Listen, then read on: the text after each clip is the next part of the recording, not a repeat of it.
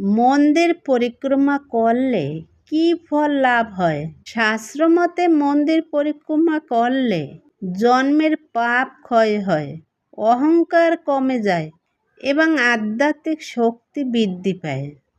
এই সম্পর্কে পুরাণে একটি সুন্দর কাহিনী রয়েছে। সেই কাহিনীটি আজকে আমি আপনাদের কাছে তুলে ধরব।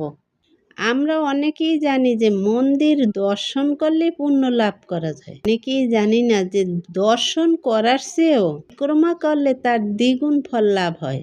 এই সম্পর্কে পুরাণে একটি নূতন কাহিনী রয়েছে। আপনারা ভক্তি সহকারে সেই গল্পটি শুনুন। গাছের উপরে একটি পাখি বসেছিল। দূর থেকে এক শিকারী সেই পাখিটির প্রতি তীর নিক্ষেপ করে। পাখির ডানার কিছু অংশ তীরের আঘাতে কেটে যায়। আহত হয়ে যন্ত্রণায় ছটফট করতে করতে পাখিটি নিচে পড়ে যায়। পাশেই ছিল একটি কুকুর। সে আক্রমণ করতে গিয়ে পাখিটির দিকে দৌড়ে যায়।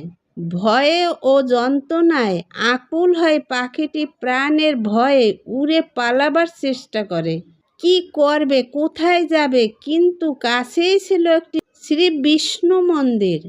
কোনো দিকে পালানোর সুযোগ না পেয়ে পাখিটি এক পাক মন্দির পরিক্রমা করে মাটিতে মৃত্যু মুখে পতিত হলো।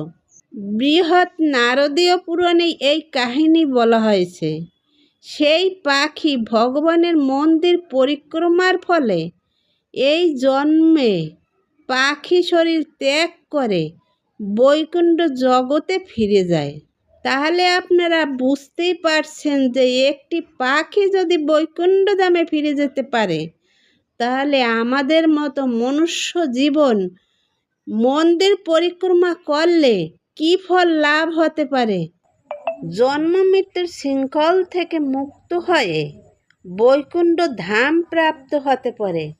তাহলে আমরা কেন ভগবানের মন্দির পরিক্রমা, তুলসী পরিক্রমা করে গোবিন্দের চরণে ভক্তি ও প্রেম লাভ করে আমাদের মনুষ্য জন্মকে সার্থক করে তুলি?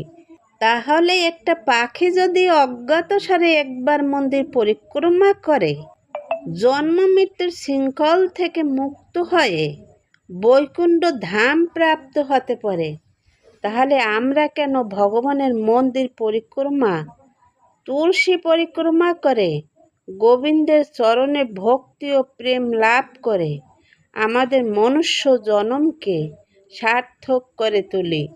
হরে কৃষ্ণ, রাধে রাধে।